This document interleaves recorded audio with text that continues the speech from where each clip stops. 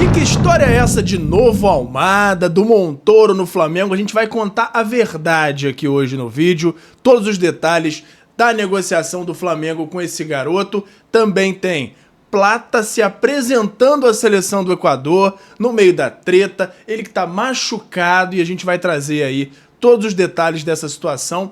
Tem também o que falta pro Jorginho ser anunciado pelo Flamengo oficialmente. Tem os confrontos definidos tanto na Libertadores quanto na Copa do Brasil, e o Flamengo tomando um novo calote. A gente vai explicar tudo no vídeo de hoje, mas antes eu quero saber se você já deu like no vídeo, já se inscreveu no canal e ativou o sininho para não perder nenhuma notificação.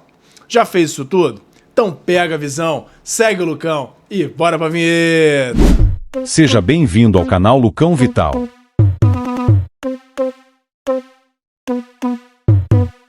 Fala galera, eu sou o Lucão e como sempre vamos falar tudo do nosso Mengão, começando com a agenda da semana. Flamengo que folgou na segunda, folga hoje terça-feira, folga quarta-feira, treino quinta, sexta, sábado, domingo folga de novo, e aí na semana que vem mais alguns dias de treino com viagem no dia 11 já para os Estados Unidos, rumo ao Mundial de Clubes. Cada dia mais ansioso e a expectativa aumenta a cada minuto, apesar da gente saber que é um torneio muito difícil. A expectativa é grande porque é de fato uma Copa do Mundo de Clubes. Quem disser que não tá nervoso tá mentindo ou não é rubro-negro. Vamos falar agora desse primeiro assunto aqui, que é a treta do Plata. Que tá um negócio meio esquisito porque ele tá machucado. Seleção equatoriana convocou ele mesmo machucado. O Flamengo soltou aí uma nota de repúdio dizendo que é uma irresponsabilidade, não só pela convocação, mas porque ficou sabendo que médicos da Federação Equatoriana foram à casa do Plata e fizeram procedimentos no joelho dele, que tem um edema. E aí, até os médicos do Flamengo dizem que é um tipo de ação muito arriscada, que pode prejudicar o jogador, a carreira dele, e aí, consequentemente, o Flamengo, que é quem paga o salário do jogador. Ele foi, se apresentou, e aí saiu uma nota no Globoesporte.com explicando todos os detalhes dessa apresentação dele. Só antes de seguir aqui, que eu esqueci de falar no início, que além do que eu já peço no início do vídeo, que é o like, o compartilhamento, também a inscrição no canal e ativar o sininho, tem o botão de hypar, que logo aqui nos comentários, se você está no celular, se você arrastar para o lado, tem o botãozinho de hypar, que me ajuda muito a divulgar o canal para cada vez mais gente, a fazer os meus vídeos aparecerem para cada vez mais gente. E aí eu peço aqui no canal para vocês me darem essa força e conto com a ajuda de vocês, beleza? Espero que vocês gostem do conteúdo aqui, mas vamos voltar ao conteúdo porque eu sei que é muito importante para vocês não haver enrolação, então vamos seguir aqui. Vamos falar aqui da chegada do Plata. Caso o Plata, o atacante do Flamengo, se apresenta à seleção do Equador em meio à polêmica, mas não treina. Esse detalhe importante aí. Só não entendo porque que leva então. Enfim. Após deixar o aeroporto, por saída alternativa e evitar a imprensa, o jogador ficou concentrado no hotel. Em meio à guerra fria entre Flamengo e Federação Equatoriana de Futebol, Plata se apresentou à seleção do seu país na tarde dessa segunda-feira. Tanto a entidade quanto o atacante ainda não se manifestaram depois da reclamação do clube em nota oficial pelo fato de o jogador estar se recuperando de lesão. Ele, inclusive, desembarcou em Guayaquil e saiu por uma porta alternativa do aeroporto sem contato com a imprensa local. No fim do dia, os convocados pelo técnico Sebastián Becassese fizeram um primeiro treinamento no estádio Jorge Capwell, casa do Emelec, de olho no jogo contra o Brasil na próxima quinta. Mas o atacante do Flamengo não participou e ficou no hotel junto com o meia Pedro Vitti. Plata apareceu na imagem divulgada pela seleção equatoriana na concentração. Ener Valencia, do Inter, que também estava machucado, disse para a imprensa na chegada que já está melhor e treinou com o grupo. Felipe Luiz foi perguntado sobre a polêmica situação de Plata e evitou se aprofundar no assunto. Mas garantiu que o atacante não tem condições de jogo e se mostrou preocupado com a possibilidade dele entrar em campo pelo Equador. Esse assunto o médico poderá explicar melhor do que eu.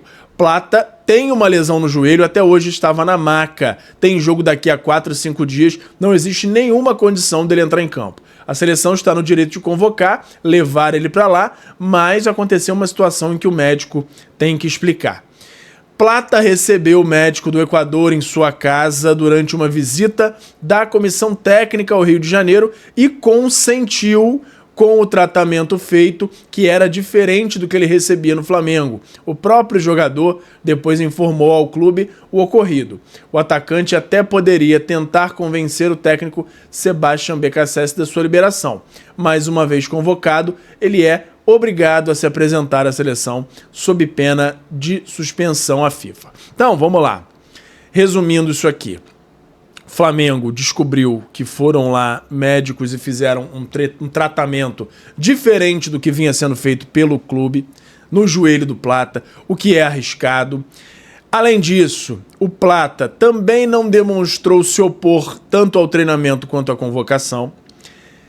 Para completar, o Flamengo ainda tem mais medo ainda que seja feito um procedimento mais agressivo para amenizar a dor e o Plata jogar.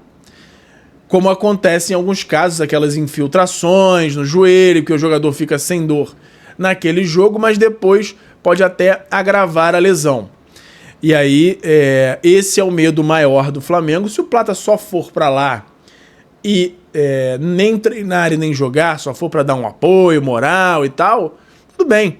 Agora, se foram médicos lá, é porque eles estão tentando correr com a recuperação do Plata para tentar colocar ele para jogar na segunda partida, por exemplo, e aí não é legal porque não está seguindo o cronograma da recuperação da equipe médica do Flamengo. Eles estão basicamente convocando um jogador machucado, e isso é um absurdo. Então vamos ver no que vai dar essa situação aí. Eu acho que o Plata tem sim que ter uma conversa séria com a direção do Flamengo quando retornar, para entender quais são as prioridades dele, porque quem paga o salário dele é o Flamengo, então ele precisa saber que ele tem que priorizar o Flamengo sim. E se ele tem qualquer intuito de fazer, por exemplo, um tratamento que não seja o feito no Flamengo, ele tem que avisar antes e não avisar depois. Não sei no que vai dar esse caso aí não. Comenta aí a sua opinião sobre esse assunto aí entre Gonçalo Plata, Flamengo, seleção equatoriana, que tá dando o que falar. E ontem, na tarde dessa segunda-feira, foram definidos os confrontos das oitavas de final da Copa do Brasil. CBF definiu em sorteio nessa segunda-feira os confrontos das oitavas da Copa do Brasil de 2025. Os jogos serão disputados nas semanas de 30 de julho e 6 de agosto. Depois das oitavas de final, a CBF vai realizar um novo sorteio que definirá os confrontos das quartas de final e o chaveamento até a decisão. Veja os confrontos. O time que eu vou falar primeiro é o time que joga o segundo jogo em casa. Atlético Paranaense e São Paulo, Atlético Mineiro e Flamengo, decisão no Mineirão, segundo jogo no Mineirão, Retrô de Pernambuco contra o Bahia, Fluminense Internacional, CRB e Cruzeiro, Vasco e CSA, Palmeiras e Corinthians, Bragantino e Botafogo. Os classificados às oitavas de final da Copa do Brasil recebem uma cota no valor de 3,6 milhões de reais. Quem passar para as quartas de final vai arrecadar mais 4,7 milhões de reais. A Copa do Brasil, o atrativo dela ultimamente tem sido realmente essa grana, além do campeão ganhar uma vaga direta para a fase de grupos da Libertadores. Além da Copa do Brasil, em que o Flamengo pega o Galo, jogo de ida no Maracanã, jogo da volta lá no Mineirão, tem mata-mata definido na Libertadores. As oitavas de final serão disputadas entre o dia 13 e 20 de agosto, depois do fim da Copa do Mundo de Clubes, que acontecerá nos Estados Unidos. Atlético Nacional e São Paulo, Fortaleza e Vélez, Flamengo e Internacional, Universitário e Palmeiras, Libertad e River Plate, Cerro Porteño e Estudiantes, Peñarol e Racing, LDU e Botafogo. Chaveamento.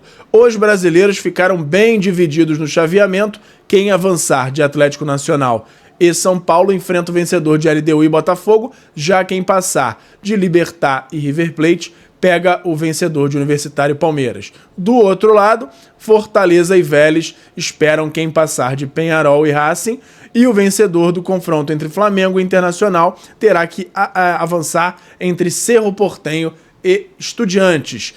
Eu, particularmente, achei o lado do Flamengo bom. Não é muito diferente do outro lado, muita gente dizia, nossa, pegou moleza. Não, moleza não é. Mas eu achei um lado bom. Pouquinho mais tranquilo do que o outro lado. E se a lógica acontecer, é final Palmeiras e Flamengo de novo, tá? Lembrando que nessa fala agora da Libertadores, os segundos times são os que jogam o primeiro jogo em casa e o outro time, que nesse caso é quem se classificou em primeiro, define em casa. Beleza? Próximas datas da Conmebol Libertadores, como eu falei, oitavas de final 13 a 20 de agosto, 13 e 20 de agosto, quartas de final 17 e 24 de setembro, semifinais 22 e 29 de outubro, final dia 29 de novembro. Premiação da Libertadores 2025 é grana, hein? Fase de grupos, 3 milhões de dólares, cerca aí de 17 milhões de reais, mais 330 mil dólares por vitória, aí cerca de 1,7 milhão de reais. Oitavas de final, 1,25 milhão de dólares, cerca aí de 7,1 milhões de reais. Quartas de final, 1,7 milhões de dólares, cerca aí de 9,6 milhões de reais. Semifinal, 2,3 milhões de dólares, cerca de 13 de reais. Vice-campeão, 7 milhões de dólares, cerca aí de 39 milhões de reais. E o campeão leva 24 milhões de dólares, cerca de 136 milhões de reais. Ó, muita grana. Libertadores pagando aí, inclusive mais do que a Copa do Brasil, que é uns que ganham, uns que pagam muito mais por isso aí. Mudando novamente de assunto, vamos falar do Flamengo tomando um calote. Informação trazida aí por Vene Casagrande, falando sobre a empresa responsável por levar o jogo do Botafogo da Paraíba pela Copa do Brasil para São Luís, no Maranhão, ainda deve 587 mil reais ao Flamengo. Botafogo da Paraíba levou o jogo contra o Flamengo pela Copa do Brasil no dia 1º de maio para o Maranhão com o objetivo de maximizar a renda da partida. Pelo acordo firmado, a empresa responsável pela realização do jogo arcaria com todas as despesas de transporte, hospedagem e demais custos ao Flamengo, mas o combinado não foi cumprido. O clube já desembolsou 887 mil do próprio bolso e recebeu apenas 300 mil reais de reembolso até agora, ou seja, ainda faltam 587 mil a serem pagos. Desde abril, o Flamengo está cobrando o valor devido, mas até o momento a situação segue sem solução. E aí, o Vene Casagrande soltou isso e depois ele mandou mais uma notinha à tarde. Atualização sobre esse assunto. A empresa ainda não quitou o valor. O Departamento Financeiro do Flamengo deu mais uma semana para a empresa pagar o montante. E aí, caso isso não aconteça, o Departamento Jurídico vai entrar em ação para cobrar a dívida. Vamos ver o que vai dar aí. Mais um calote, né? Não basta o Inter, não basta o Corinthians, agora vem essa empresa aí que levou o jogo do Flamengo lá para o Maranhão. E agora, vamos falar de mercado da bola, que é também, eu sei, que é um dos assuntos favoritos de vocês aqui, falando sobre Jorginho. Jorginho que, como todo mundo sabe, abriu mão do valor que ele tinha a receber pelo Arsenal. Tem mais detalhes desse valor aí, mais detalhes desses bastidores que saíram, inclusive no Globoesporte.com. Mauro César Pereira trouxe um detalhe a mais aí que é muito importante a gente saber, que é o que falta para o Jorginho ser anunciado pelo Flamengo. Olha a notinha do Mauro César aqui. Sobre o Jorginho, o meia decidiu abrir mão do que teria a receber do Arsenal, e não é pouco, para rescindir antecipadamente com o Arsenal e defender o Flamengo a partir de junho, podendo assim jogar o Mundial de Clubes. O que falta então? O advogado do Jorginho dar um ok com relação às cláusulas do contrato que chegou às mãos dele nesse fim de semana. Ou seja, o advogado do Jorginho está com o contrato em mãos desde o fim de semana, ele aprovando tudo que está lá, o Jorginho pode ser anunciado pelo Flamengo. Ele não aprovando, ele deve criticar, pedir algum ajustezinho aqui, outro ali, e até o fim da semana o Jorginho chega para o Rio, deve dar tudo certo em relação aos contratos, para que ele de fato seja apresentado, entrosado, apresentado aos companheiros de equipe e viaje no dia 11 junto com o restante do elenco para o Mundial. Nota que saiu no Globoesporte.com. Jorginho será reforço do Flamengo para a Copa do Mundo de Clubes, e o volante já tem um acerto encaminhado com o clube há algumas semanas, mas desde o início da negociação havia um impasse. Um bônus de 500 mil libras esterlinas, cerca aí de 3,8 milhões de reais na cotação atual, se ele cumprisse o contrato com o Arsenal até o final. Você vê que o GE já traz um valor diferente aí, atualizado, um pouco menor do que vinha sendo dito aí, que poderia ser cerca de 6 milhões de reais. O jogador vai se casar com a cantora irlandesa Catherine Harding nessa segunda-feira na Itália, então já casou, é porque é matéria de ontem, e depois voltará a Londres para rescindir com o Arsenal. Se por um lado Jorginho vai perder o bônus do Arsenal, por outro já vai ter direito a receber o primeiro salário do Flamengo referente a junho, embora um valor não cubra o prejuízo do outro. É isso aí. Jorginho que deve receber em torno aí de 2,2 milhões de reais, algo nesse valor aí, algo nesse patamar.